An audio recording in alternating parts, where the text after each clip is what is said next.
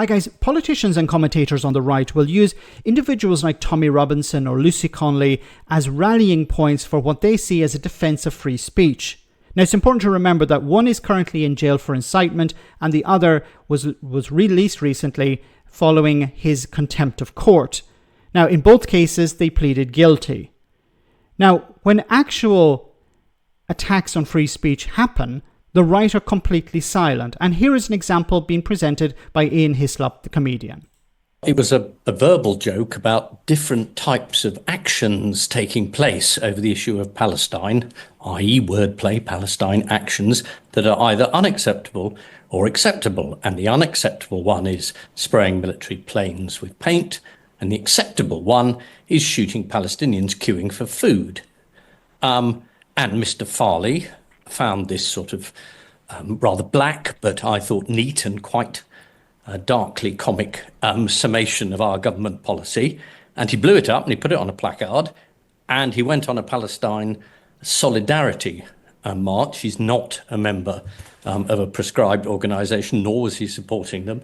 And he went on this march and he was arrested. He was arrested by the police, handcuffed. And he said to them, look, this is a joke. This is blown up from private eye. And he was taken to the police station. And he was released the next morning without bail. He hasn't had an apology yet.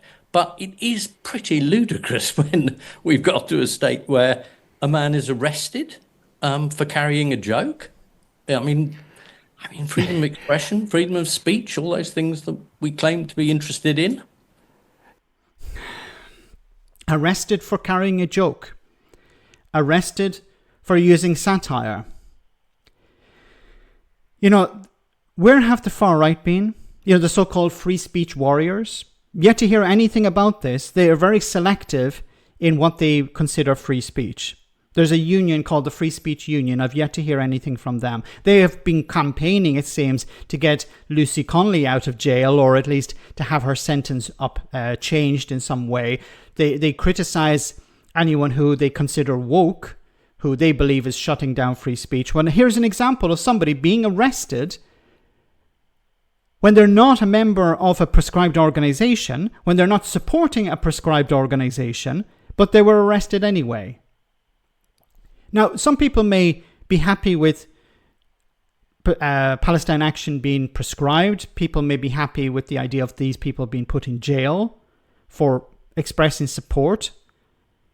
But it's a slippery slope. And here is an example of the slippery slope. Here's somebody who was not part of that organization, not supporting that organization,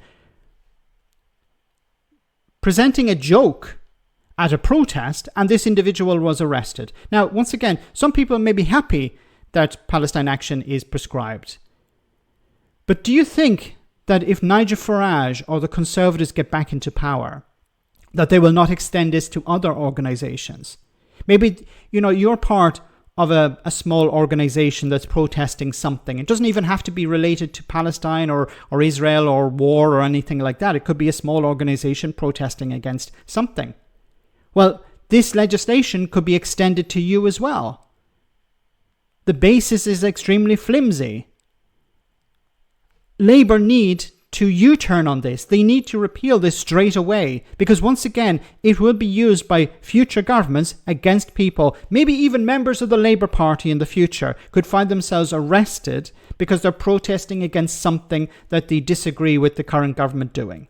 And once again, it doesn't have to be related to foreign policy or something happening abroad. Here you have an example of free speech being trampled upon. And I don't care whether the slogan is political or a joke or whatever. People should be allowed to make those slogans. We don't have to agree with those slogans. A true test of free speech is allowing people to say things you disagree with. But on the right, they will champion positions they agree with and be extremely silent, or worse, they will condemn and support the suppression of free speech for things they disagree with. Labour need to U-turn on this. This is really important, because once again, while you may support the idea of throwing people in jail because they support Palestine Action or they're members of that organization, while you may support that, I don't, but if you do, There's no guarantee that it won't be extended to you as well, as we've seen here in this example. Satire is now illegal. Let me know in the comment section, guys, what you think, and I'll see you in the next video.